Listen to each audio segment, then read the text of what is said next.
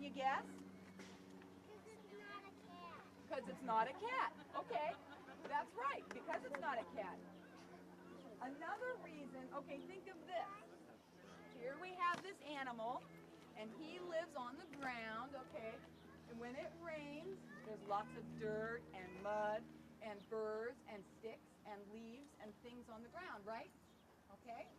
Now if he's right, how's he going to clean it? It would be very difficult to clean it, right? He could go in the water. He could take a bath. Okay, I'm not sure if they swim real well. I really don't know if they can swim well. I imagine they can swim. I don't know if they're real prolific swimmers. Will not pick up lots of dirt and stuff, so it's easier for him to keep that kind of a fur clean rather than having thick, poofy fur like a cat or a dog. Okay? So here we have, now you notice when he walks around, he does kind of jump a little bit. Now if you look, you think about it. Now, okay, this animal lives in gardens, right? Mostly in gardens and parks and stuff in Europe. What will he eat? What does he eat? He might be able to eat snakes. Okay, what else? What lives in gardens? Flowers. And what lives on flowers? Bugs. Okay.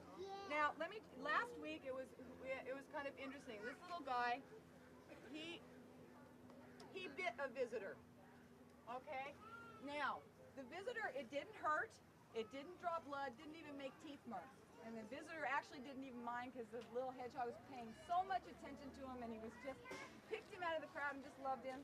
Now the reason that it did not hurt is because he has very, very weak jaws and very poorly developed teeth. Now this animal comes from a family called Edentata, which means without teeth, which in this animal's case is not accurate. He does have teeth. There's other animals like anteaters, which are Edentata, which do not have teeth, okay?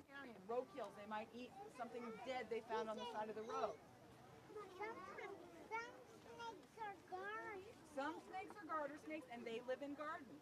Right, okay. So what you're going to notice is that the way that this animal's teeth, or his jaws, are made, it's the way that they're built. Okay? They're very, very poorly, they're not built real strong.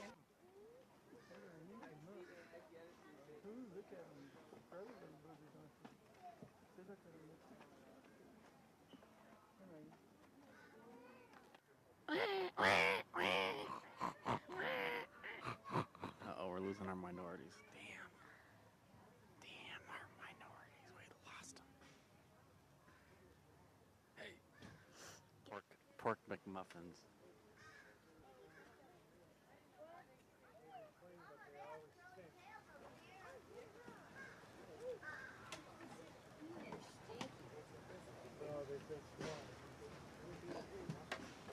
What are they in that stuff? I think no, they're eating lettuce inside that.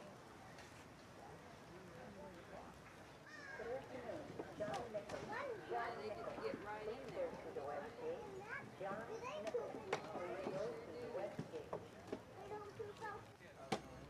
I don't watch. How did they clean this up? They're babies. She always did. They wallow in water.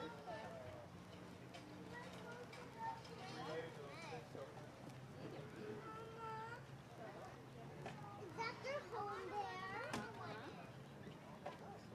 When it rains, do they go in there? They do. Because animals can't get wet. They can get wet. They dry off just like us.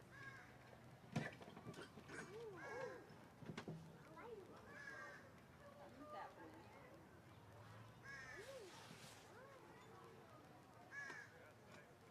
I can walk in here.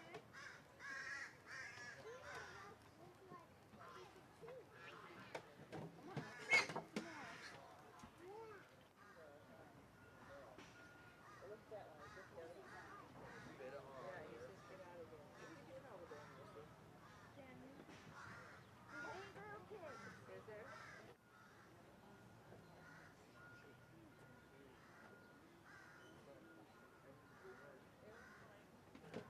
Don't give me that dirty.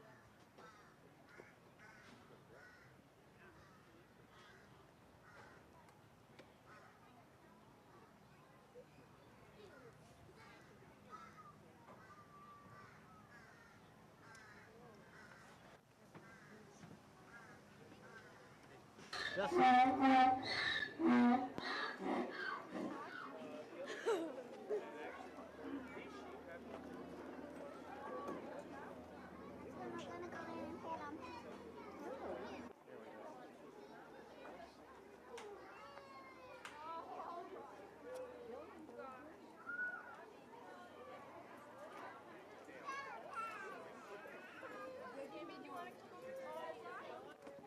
Blue and the pink. Laura. Lori, step to your right.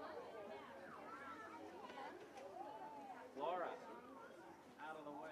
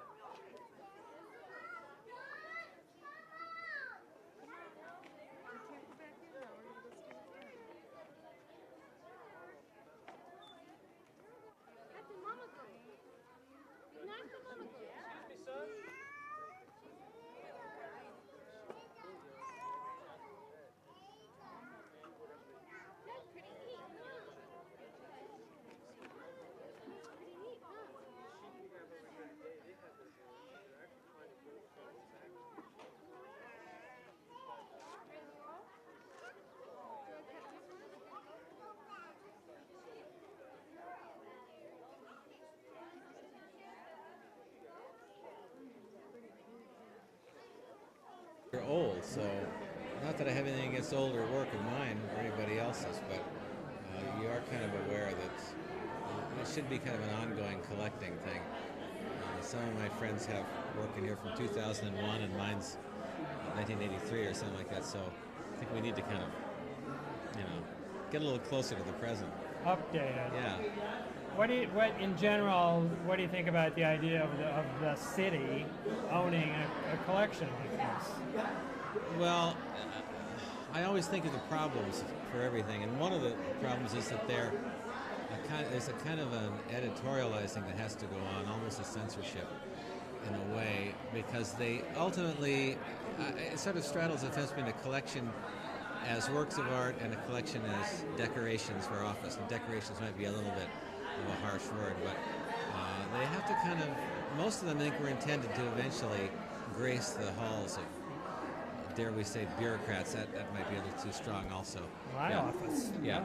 So, I don't know. I mean, it's a little bit of confusion about corporate collecting in general because there's always these kind of limitations. And public collections always have them, even maybe more so than the corporate. I don't know. Having said that, there's a lot of work that can be collected that is not offensive to the public taste, and that's fine. However, I'm a little uncomfortable with that idea that some things are beyond the pale because people who have a job in the sanitation department or something are going to find them challenging to their highly developed moral code. Thank you. You're welcome. Okay, good. Okay, you're gone. So, Barbara, tonight you're part of a show here called Northwest Masters. So, how does that feel?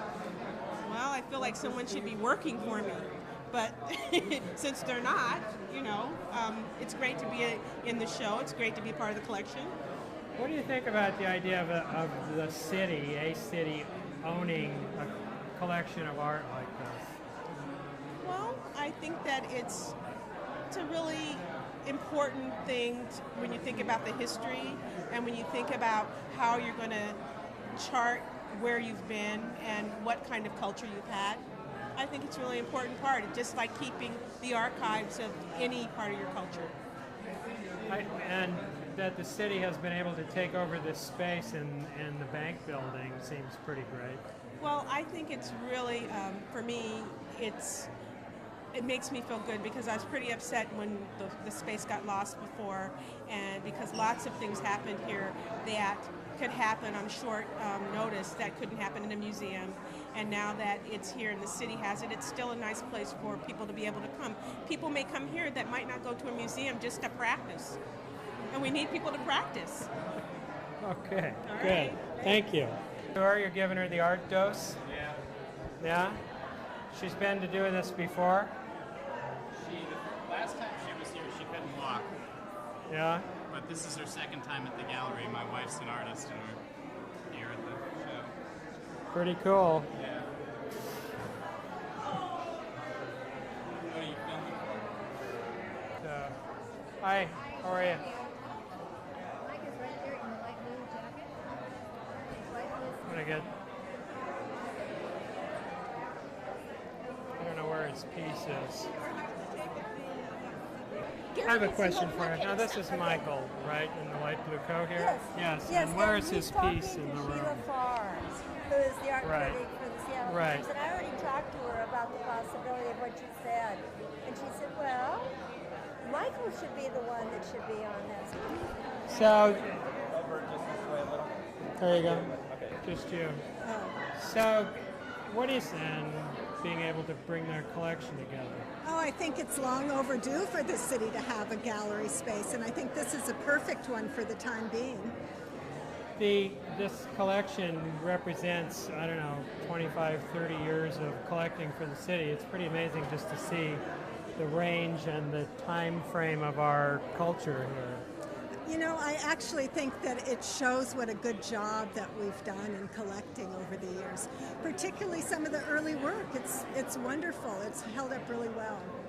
Anything from in your critic hat here tonight? You're just here to enjoy this. I mean, is this something you would write about, the opening of this space, or? I've actually already written about it. I didn't review it, but it was more of just an introduction to the gallery and to let people know that it was happening. But I'm here for fun tonight. Good, thank you. Yeah, All right, thanks. that's what we're here for. The city has a cable channel, and we're putting a website with it to talk about city life, civics, community, and culture. So the piece of the arts of the city that the city has really not paid a lot of attention to in its own media, we're hoping to do more with. So maybe at some point to get past this. We're also going to have a website called the Seattle Channel, and we'll stream all the video that we put. I mean, this piece would be on that website, and it would be stuff would live on the web as well. Working with some people, filmmakers, trying to get their work on our air. So lots of opportunities, I think, to interact with. Talk to you about that. Okay, it's nice to meet you. Okay.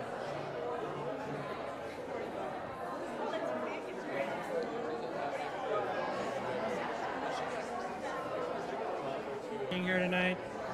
This is for the city's own cable channel, so how can you say no, right? Judy is all Okay, over that. well, I know. She's a famous person. I know she is.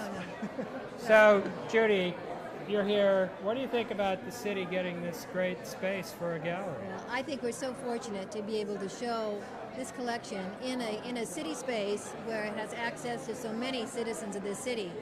I happen to be involved in this in the Present for Art program from its initiation. And I'm so proud of what we've accomplished, and to be able to truly share it with everyone in this city is sheer joy.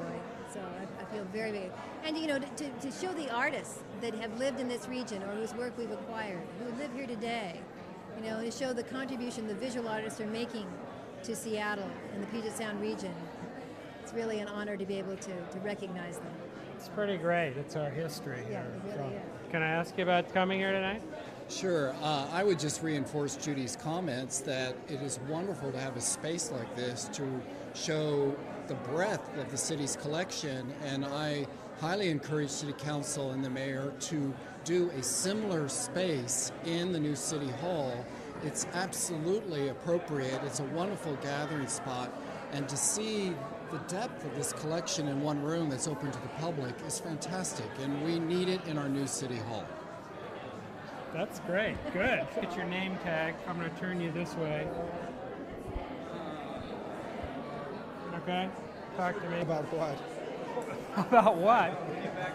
Ask a question. Yeah, I will. So tell me about, what do you think about the city having this space to exhibit their portable works collection? Well, I think it's probably one of the best art spaces in the country to begin with, which is appropriate because it's one of the best arts commissions.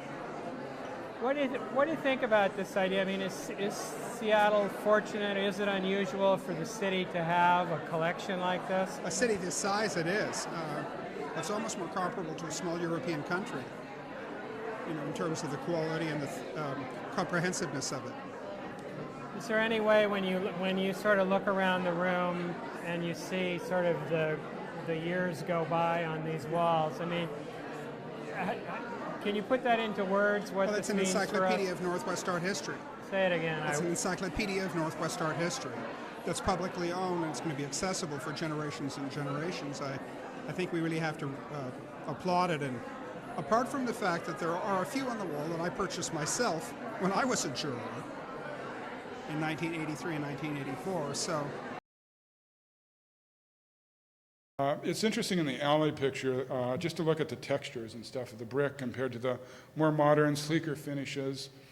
Even on these rather modest buildings, they would put a slight curved arch at the top of all of the windows to give it more sort of architectural interest. I think the arch is one of the most pleasing architectural designs. You see it everywhere in Europe, and yet in new American architecture, it's relatively rare. And so I just encourage you, when you're walking and driving around the city in the next few months and you're working on this plan, to look carefully at all the buildings and try to decide what pleases you and what doesn't and why, and then try to bring some of that sort of input back into the process. So one tool in dealing with the future of a city is planning. Planners are human. And it can, but planning, fads change. Architectural fads change, planning fads change. The picture at the top, this is from the 1930s, a German design, but that sort of city thinking that is represented in that drawing really extended into my own childhood and well into the 1960s, in which there were sort of these monumental, rather sterile and bleak megacities that ranged everywhere from what Albert Speer wanted to do for the Third Reich to what they did in the capital of Brasilia in Brazil. And I think since then people have reacted strongly against it. My only point in showing this picture then is to encourage you to think critically about whatever sort of plans are put forth. Will this work? Do I enjoy it aesthetically, and so on? And sometimes I think planners bring things to us, bring ideas from other places that are really quite wonderful. This sidewalk scene, I just yanked it off the internet. I don't even know what city it's in. But it's nice, and it's interesting to analyze for yourself what is nice about it. I mean, obviously the sidewalk is incredibly broad. There are trees there. You can't see cars very effectively. There's sort of a hedge. One thing planners sometimes encourage actually is street-side parking to sort of put a barrier of stationary cars between the sidewalk and the moving cars. The sidewalk seating, of course, decent lighting, storefronts that are interesting, upper stories in which you assume something is going on. Often in American commercial architecture, the upper story looks like simply a storeroom or an abandoned space that's rather ugly. In European cities, in contrast, usually that space is utilized for residential or professional offices, and it creates sort of a pleasing synthesis, I think, between the retail at ground level and the fact that people actually have lives in this neighborhood and they don't just go there to shop and retreat again. And planning is very adaptable to citizen input. It is, above all, an incredibly human enterprise, and so sometimes it can be idealistic and somewhat weird, like this proposed I think it's a hexahedral city, or down to earth and rather uninspired. This is Aurora Avenue, which we're so familiar with. And of course, Aurora is sort of the template for late 20th American civilization. And so the question is whether we want to continue that sort of approach or whether we can come up with something better. And planning is not just about buildings. It's really about life and lifestyle. It's about the pursuit of happiness, the environment in which we're going to live out our lives. It's about architecture that inspires us and encourages us rather than deadens us and gets us down. It's about living in close quarters. This guy with the drum and the German Shepherd, I don't live next to him, and I'm not too sorry. But he is making a life for himself in urban quarters. And it's loving. I mean, the cool thing about cities, I think, is that sense of community, of people coming together, of people pairing off, of people talking to each other in a sort of instant, I shouldn't say friendship sort of way, but in Seattle, I see people striking up conversations as they're waiting in line or standing around with a sort of natural intimacy that I don't see as much in rural or suburban communities. And it's just a wonderful sort of urban energy that comes out that I would hope can be encouraged and preserved. And so we have a whole new world that's going up. This gentleman, of course, is barbecuing on his front porch. This is a scene that would not, I think, was beyond Seattle's imagination, certainly 50 years ago, maybe 25 years ago, that you would buy this unit, that you would live on this balcony, and not only that, but you would pay a fortune to do it and thoroughly enjoy yourself. And, some people will look at this picture and say, no, I would never live that way in a million years. But other people would say, yes, this is the future, and this really is, for me, more the ideal Seattle. It has the density, the energy, the urban architectural beauty that I'm looking for. And I don't know if you can see it from that distance, but there is Mount Rainier still in the background. That sort of, we can have it all sort of sense, that you can live in Belltown and yet get to the Alpine Lakes Wilderness in an hour, that sort of thing. It's very, very seductive. So we can learn from neighbors like Vancouver. If you haven't been there lately, go up, especially if you're going to be involved in the planning effort. It's, of course, a wonderful, the downtown core is a wonderful urban sort of exciting thing that sort of puts us to shame in terms of what they've done. But it has its trade-offs, too. I mean, the great thing about it is, these glittering skyscrapers, prices that seem somewhat affordable by American standards, and a park paid for by developers that pretty much almost rings most of the central downtown peninsula now, and that sort of pulls the city, the urban center of the city together in an urban fabric. We both had a World's Fair.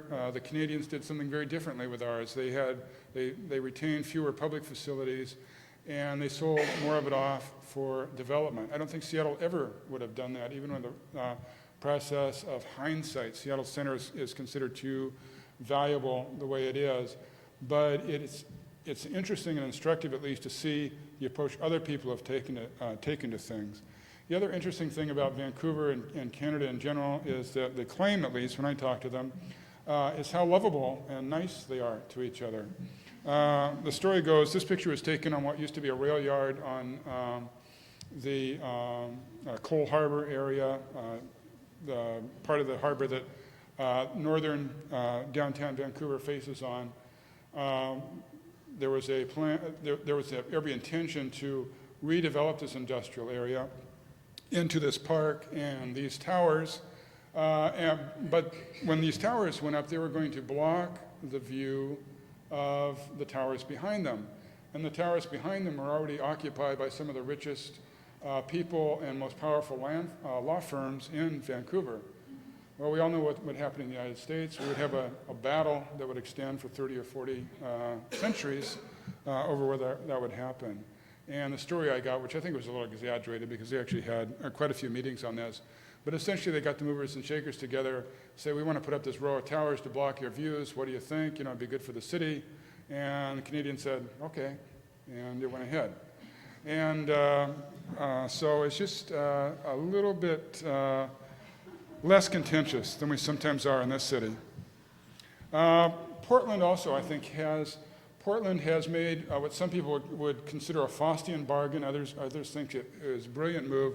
Sort of partnerships with developers through, again, industrial redevelopment and urban renewal projects that date way back to the late 50s, early 60s, and so on, and have sort of, you know, essentially cut good deals for the Paul Allens of Portland, and have said, yes, we will build a trolley line into your new neighborhood, not because people really needed to get there, not because it's a make or break deal, but just because we think it would sort of tie everything together and add to the ambiance of the city. Again, I think this would be a very divisive, contentious way to go in Seattle, but it's interesting to go to Portland and see how it's worked. On the left there, you have the Pearl District, which is a former industrial area that's being... the parent material before this actual piece was removed. Flake come off here and made a scar across here. So basically this is a good example of some of the flakes that we are finding up here. Large in size, made from a piece of basalt, removed from a large piece of basalt. Additional pieces, it's very difficult to determine from this, but you can also get some very small pieces. I don't know if you can see these, but here's a piece of what we call jasper or cryptocrystalline silicate, a small angular piece.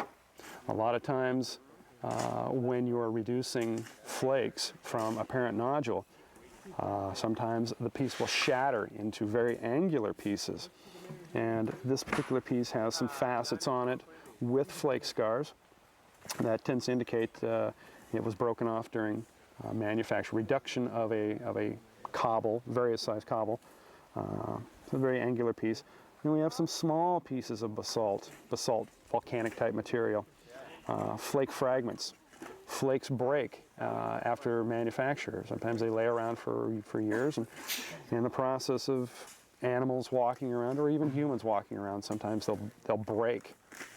So basically, even the small flakes have the same attributes as the larger flakes. It's difficult to see, I know, with this small scale, but they'll have what we call a ventral surface, the detachment surface, and then an exterior portion, much like we see here. So it takes quite a while for archaeologists to learn the particulars of a certain site. Flakes will change. A lot of the flakes here seem to have a certain rine, a weathering rine, and it somewhat obscures many of the features, the attributes that these flakes have. So it gets difficult when the flakes get smaller to determine these attributes from natural fragmenting pieces of rock out there. So that's why we're looking closely in the screen, and if we have questions, we ask a variety of people and that are trained in lithic analysis and get a consensus. And a lot of the pieces are easy to see, but there are quite a few that are somewhat difficult. Here's a good example of a cobble that we found in the unit that has some battering on an edge here. Could be a test cobble. Not very big, but still it bears the negative scar of a flake that has been removed. So imagine a flake here basically coming off with a strike straight down into this core piece and removing a flake. So you get basically a negative divot in there as it comes off. And another one here. The material is very coarse. It's not particularly, it doesn't appear that it was very suitable for flint knapping and tool production. It appears to have been struck once, struck twice to see if it was good, flakes removed, and cast aside. Didn't really get a lot of any good material off of it, so it was cast aside. But it's still a byproduct of human interaction, human use. I was going to ask this. My God, they had Neanderthals in Texas. To describe how you're finding is it called detritus or whatever? Yeah, the debitage, yeah. The debitage, and that what that sort of indicates in terms of this site. Okay, what the debitage means. Okay, that's perfect for this. Actually, for this one, really. What we have over here. Okay. Data on demand. Okay. Here we have another piece of debitage, piece of chert, cryptocrystalline silicate. Basically, what these pieces, these flakes, these shards mean and relate to the site is basically that it indicates that people were using the raw material, grabbing rocks out of the substrate, out of the ground, and trying to make tools with them. These flakes are the byproduct of hammering on a rock. Actually, the flakes do have certain attributes that we can identify as being culturally manufactured, cultural derivation instead of just natural. So basically, we look for these flakes, look for the attributes, and this basically tells us that people are out here searching for good tool stone to make their stone tools, their knives, their scrapers. Sometimes they would break off large flakes like this and potentially use a sharp edge for scraping and cutting purposes. Other times they would, as we've seen in this, test a rock to see if it was a usable material. Take 2 flakes off of it, it doesn't look good, they cast it aside. So basically they're reducing this material, trying to find good material, and if they do find it, we further reduce it, and then basically they leave the flakes behind. They may in fact take some of the better flakes if at any particular time tool stone was difficult to come by and they found a particularly nice nodule or pebble. They may fracture it, break it open, take a look at it, start removing flakes, and take the good pieces with them, leaving behind the debitage, the shards that they no longer needed. So that's a lot of what we're finding, a lot of debitage, chips, the remains of tool-making activities. In addition, we're also finding projectile point tips. I don't have one here with me, but the remains, broken tools, scrapers that have been rejected, broken or lost during use or after use. But the bulk of it has been flakes and basically the remains of the tool manufacturing process. Generally seems to be fairly early in the process, the larger flakes coming off of larger cobbles, in addition to small flakes, which may have been reduced from the interior of a piece of a rock, or just broken off of a tool as the tool was being reduced and thinned in size. Let's see if I have some other things. Here's another type of material we have here. Another example, they're pulling, we anticipate that they're pulling this material out locally. It's a red jasper. Although it's not particularly, it may actually be a piece of debitage, a chip, a rather thick chunk, but it does have flake scars on it.